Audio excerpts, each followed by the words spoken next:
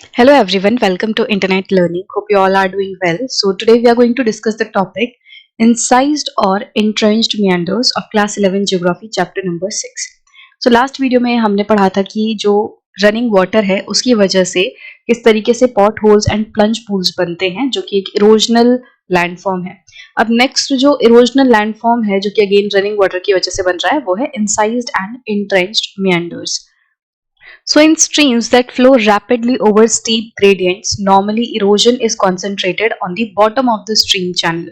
तो ये चीज हमने पहले भी पढ़ी है कि जब स्ट्रीम बहुत ही स्टीप स्लोप से गुजर रही होगी तो वहां पे क्या होगा कि जो इरोजन है वो बॉटम में ज्यादा होगा.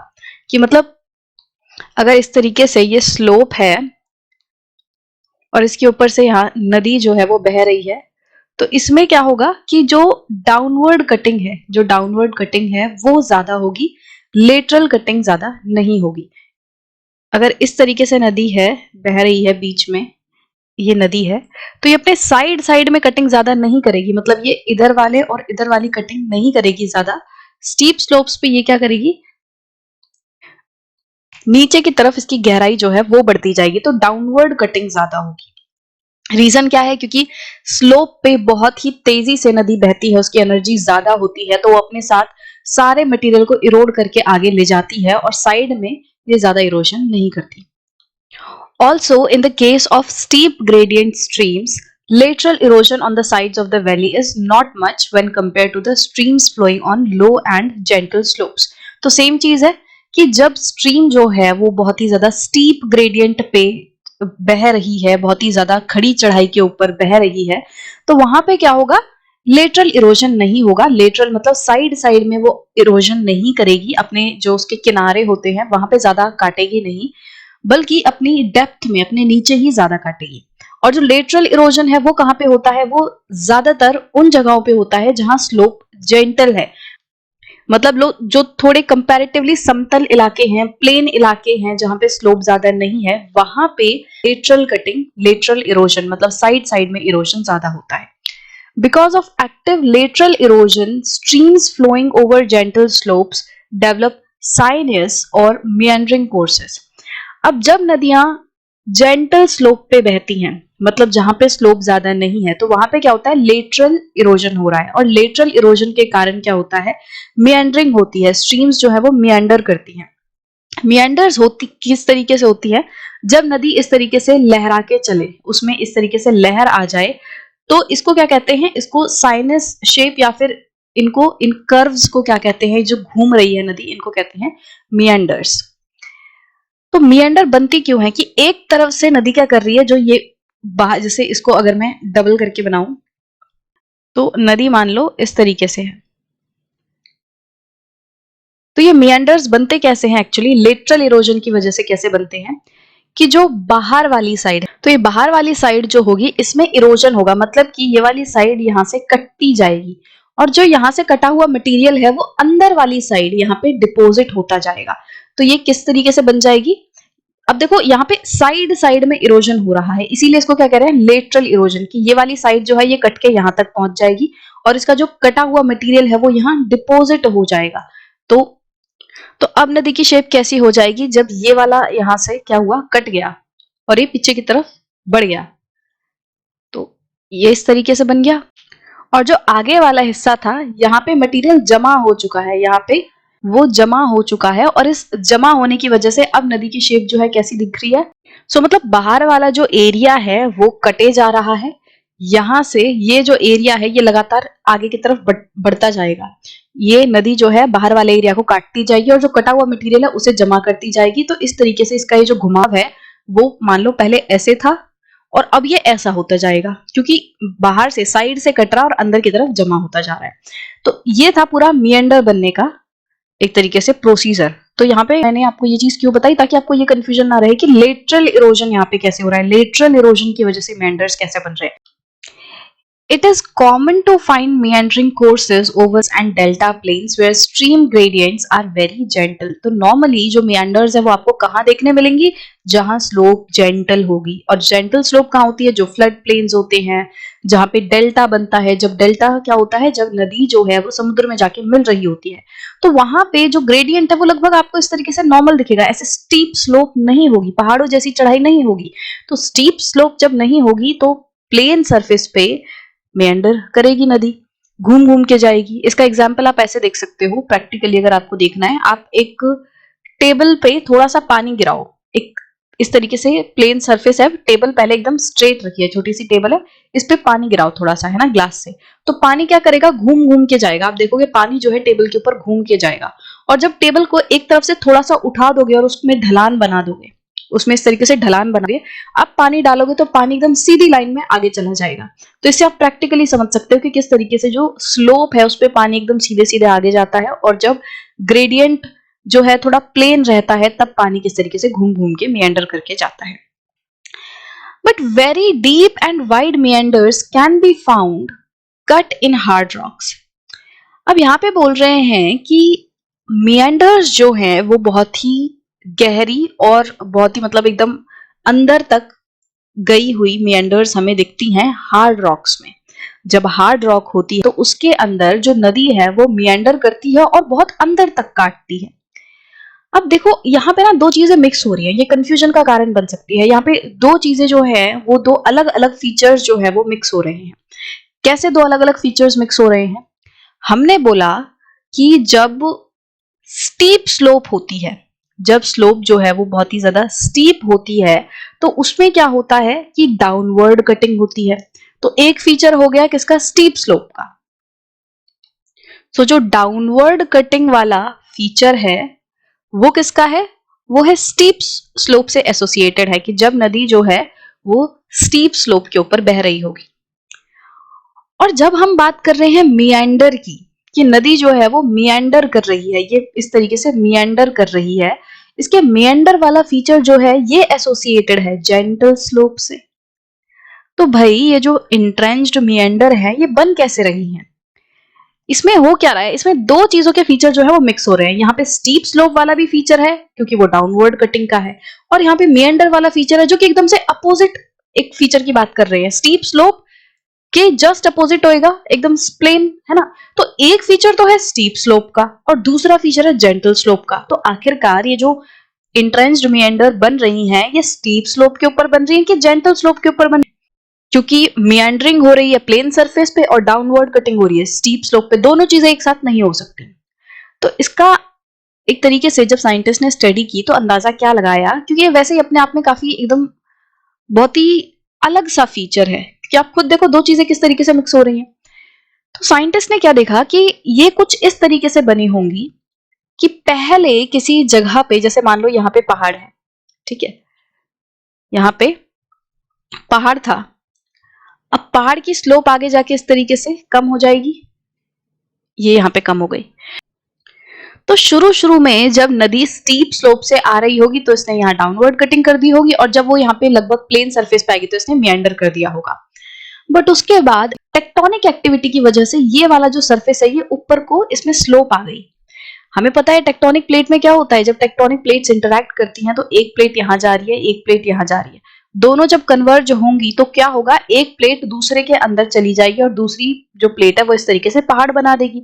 तो ये जो पहाड़ है मान लो वो दो टेक्टोनिक प्लेट के कन्वर्जेंस पे बने हुए हैं, यहाँ पे एक प्लेट इधर जा रही है और दूसरी प्लेट जो है वो इधर से इधर जा रही है। अब मान लो ये प्लेट थोड़ी और अंदर गई, थोड़ी और अंदर जाएगी, तो इसकी पहले ये जो एकदम नीचे वाली स्लोप थी, पहले ये वाला जो पूरा हिस्सा था इसका जो नीचे था, अब उसमें भी क्या हुआ, उसमें भी इसमें चढ़ाव आ गया, मतलब वो भी अब ऊपर की तरफ हो गया। पहले पहाड़ जो है वो इस तरीके से था, ठीक है, और नदी कैसे बह रही थी, नदी ऐसे बह रही थी इसके ऊपर यहाँ, और क्योंकि प्लेन सरफेस पे आ गई थी तो उसने मिएंडर्स बना दी थी। बट अब देखो, अब ये वाला जो हिस्सा है जो प्लेन वाला है वो ऊपर आ गया, अब उसमें भी क्या हो गया, स्लोप बन गई। अब जब यहाँ पे स्लोप बन जाएगी बट नदी तो अभी भी मिएंडर करेगी। सेकेंड यहाँ पे अब देखो यहां तक नदी जो है वो प्लेन बह रही थी क्योंकि पहले ये एक तरीके से स्टीप स्लोप का था और यहां पे नदी मेंडर कर रही थी। अब जब टेक्टोनिक एक्टिविटीज के कारण ये जो प्लेन सरफेस था जब ये ऊपर की तरफ उठ गया, बट नदी तो अभी भी इस सरफेस के ऊपर है और नदी क्या कर रही है, मेंडर कर रही है। ठीक है, तो नदी की मेंडरिंग वाली शेप जो है वो बनी रहेगी, नदी जो है उसकी मेंडरिंग शेप बनी रहेगी। बट होगा क्या, क्योंकि अब ढलान बढ़ गई है, अब इसमें ढलान आ गई है, इसकी स्लोप बढ़ गई है, तो नदी जो है अब वो डीप कट करने लगेगी। अब इस मेंडर में भी अब वो नीचे की तरफ काटने लगेगी, तो दोनों फीचर मिक्स हो जाएंगे।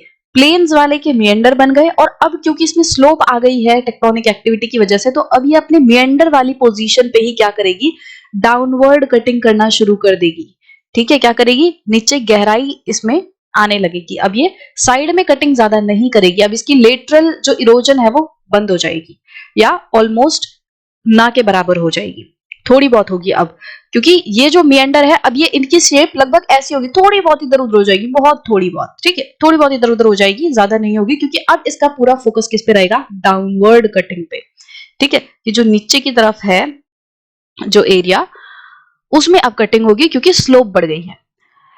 इसमें एक दो चीज और हो सकती हैं कि जैसे एक तो एक्टिविटी की वजह से स्लोप बढ़ गई, दूसरा हो सकता है कि जो बेस लेवल है, मतलब जो समुद्र का लेवल है, वो किसी कारण से कम हो गया। उसके भी अपने अलग अलग कारण हो सकते हैं कि जो समुद्र है उसमें नदी जाके मिल तो रही है। अब अगर नदी जो है पहले मान लो इधर से आती थी, इधर से आ रही थी नदी और इधर पे आके यहाँ ऊपर से इस तरीके से आ रही थी और यहाँ पे समुद्र में मिल जा रही थी। अब समुद्र का लेवल और नदी का लेवल पहले था एकदम सेम, मतलब यहाँ पे बीच में ये है सी। ठीक है, अब लगभग सेम है। अब मान लो हुआ क्या कि नदी तो अभी भी ऐसे ही आ रही है, बट समुद्र का लेवल किसी वजह से कम हो गया। अब आपको लगता नहीं है कि नदी का भी जो थोड़ी ढलान है वो इस तरीके से हो जाएगी, ये देखो यहाँ ढलान बन गई ना, स्लोप सी आ गई, और जब नदी के ऊपर यहाँ स्लोप आएगी तो नदी जो है पहले मियंडर कर रही थी और जैसे ही उसमें थोड़ी सी स्लोप आई, अब वो नीचे की तरफ डाउनवर्ड कटिंग करने लग जाएगी।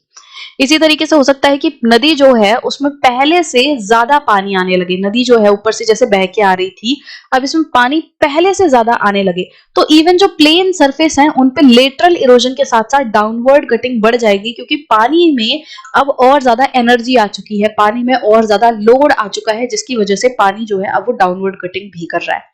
ठीक है, तो इस तरीके से बहुत सारे रीजंस जो है वो हो सकते हैं इसके। ये थोड़ा सा कॉम्प्लिकेटेड सा फिनोमेना आप कह सकते हो, क्योंकि इतना भी इजी नहीं है कि हर जगह पे आपको देखने मिल जाएगा। तो एक जगह बीच में बात आई थी कि हार्ड रॉक की, तो इस हार्ड रॉक की बात कर लेते हैं कि यहाँ पे क्या होगा। वापस एक बार लाइन को पढ़ूं मैं, but very deep and wide meanders can also be found cut in hard rocks. Hard rocks में ये जो meanders हैं, ये जो entrenched meanders बन रही हैं, entrenched का मतलब होता है एकदम से धसी हुई या छप गई हैं, उसमें वो इंट्रेंच हो गई हैं, उसमें वो एक तरीके से इनग्रेन हो गई हैं, स्टैब्लिश हो गई हैं। ठीक है, तो हार्ड रॉक में क्या होता है कि आपको ये जो इंट्रेंच्ड मेंडर वाला फीचर है ये देखने मिलेगा हार्ड रॉक के अंदर ही। अब हार्ड रॉक में क्या होगा कि जो मटेरियल है वो भी पूरा हार्ड रॉक नहीं होगा, मतलब इसको अगर आप देखोगे, पहले ये पिक्चर देखो एक बार कि ये पूरा, ये देखो ये पूरी मेंडरिंग हो रही है नदी की, और यहाँ पे देखो ये साइड में इसने इस तरीके से आपको थोड़ी सी स्टेप लाइक फीचर दिखेगा जो कि हमें कैनन में दिखता है। तो यहाँ पे नदी ने क्या किया, इस तरीके से मियंडर बनाई, पहले ये कभी ऊपर वाले लेवल तक बहती थी, बट इसने अब काट काट के इसको नीचे कर दिया, इनग्रेन हो गई है, छप गई है, इसमें घुस गई है। ठीक है, ऐसा लग रहा है जैसे पहाड़ों में घुस गई है, किसी ने गोद दिया है इसको, अंदर धसा दिया हो, तो ये चीज हो रही है। अब यहाँ पे ये जो साइड में स्टेप लाइक फीचर बन रहे हैं, इसका क्या रीजन है कि यहाँ पे जो हार्ड रॉक है उसके साथ थोड़ी थोड़ी सॉफ्ट रॉक भी रहेगी, जो सॉफ्ट रॉक रहेगी वो थोड़ी अंदर तक चली जाएगी, जो हार्ड रॉक रहेगी वो थोड़ी बाहर रहेगी। तो इस तरीके से थोड़ा सा अनइवन फीचर साइड में बनेगा, जो कि कैनन से रिलेटेड फीचर है। तो यहाँ पे आपको ये जो मियंडरिंग दिख रही है, इंट्रेंच्ड मियंडर, ये किस तरीके की शेप हो गई, ये ऐसा लग रहा है कि मतलब ये है कैनन ही, बट कैनन में मियंडरिंग आ गई है। तो आपको यही चीज नीचे लिख के दिखाई है, an entrenched meander loop of river Colorado in USA. USA में जो रिवर कोलोराडो है उसने क्या किया है, मेंडरिंग कर रखी है यहाँ पे और इंट्रेंच हो रखी है वो। showing step like sides of slopes, it's typical value of a cannon. तो यहाँ पे क्या हो रहा है, step like slopes जो है साइड में दिख रही हैं, जो कि एक टिपिकल फीचर है कैनन का. तो यहाँ पे इस तरीके से समझ सकते हो, नदी ने कैनन बनाया, बट कैनन में इस तरीके से सीधे सीधे होते हैं, कैनन होगा इस तरीके से सीधे सीधे, जो ये वाला है ये एकदम स्ट्रेट है, बट साइड साइड में तो यहाँ पे स्टेप्स बन रही हैं, बट यहाँ पे नदी जो है वो यहाँ पे इस तरीके से मिएंडर भी कर रही है. ठीक है, ये चीज थी. तो जिस तरीके से हमने पहले देखा था कि हार्ड रॉक के अंदर जो पानी है वो ज्यादा डाउनवर्ड कटिंग इस तरीके से करेगा, तो आप उसका पूरा फीचर जो है यहाँ पे समझ सकते हो, देख सकते हो. अब पता ये ना बहुत ज्यादा ही कंफ्यूजिंग सा हो सकता है आपको, बट इसको ज्यादा सोचना नहीं है, क्योंकि जो हार्ड रॉक का फीचर था वो हमने गॉर्जेस में पढ़ा था. फिर कैनन में हमने देखा था कि कैनन में सेडिमेंट्री रॉक या जो इस तरीके से लेयर वाला फीचर रहता है उसमें ये जो फीचर है वो बनता है. तो इसमें ना ऐसे एकदम मैथ की तरह रूल नहीं होते कि अगर ये होगा तो ही ये होगा, इसमें मिक्स चीजें हो सकती हैं, क्योंकि कैनन जो है वो खुद एक गॉर्ज का टाइप है. हम कह सकते हैं कि canyon is a type of gorge. ठीक है, ऐसा गॉर्ज जिसमें स्टेप बन रही है, और ऐसा कैनन जिसमें मिएंडरिंग हो रही है उसे हम इंट्रेंच्ड मिएंडर कह देंगे. ठीक है, तो इस तरीके से आप समझ सकते हो. अब कहने को ये 2 लाइन का टॉपिक है, क्योंकि अगर आप देखोगे यहाँ तो इसमें कुछ नहीं है. मेन बात इसकी क्या है, जब हार्ड रॉक्स के अंदर बहुत गहराई तक रिवर मिएंडर करे तो उसको हम बोलते हैं इंट्रेंच्ड मिएंडर. हार्ड रॉक में क्या होगा, हार्ड रॉक जैसे साइड में इस तरीके से खड़ी रहेंगी और कैनन बनेगी, सॉरी ये कैनन की तरह स्टेप्स जो है साइड में बनेंगी इस तरीके से. ठीक है, साइड में हार्ड रॉक जो है वो कैनन की बना रही है, और बीच में जो नदी है वो मिएंडर करते हुए जा रही है. तो इस चीज को हम क्या बोलेंगे, इंट्रेंच्ड मिएंडर, की हार्ड रॉक के अंदर इनग्रेन हो गई है, घुस गई है मिएंडर्स. तो ये किस तरीके से बनती हैं इसका मैंने थोड़ा सा आपको आइडिया देने की कोशिश की कि टेक्टोनिक एक्टिविटी हो सकती है. पानी का लेवल जब बढ़ जाता है तो वो डाउनवर्ड कटिंग ज्यादा कर देगी. जब बेस लेवल कम हो जाता है, जब सी लेवल थोड़ा सा कम हो जाएगा तो भी उसमें स्लोप ज्यादा बढ़ जाएगी, तो वो मिएंडर के साथ साथ डाउनवर्ड कटिंग भी करेगी. तो इस तरीके से ये जो पूरा फीचर है वो बनता है. आई होप कि अब आपको ये जो टॉपिक है वो अच्छे से समझ आ गया होगा.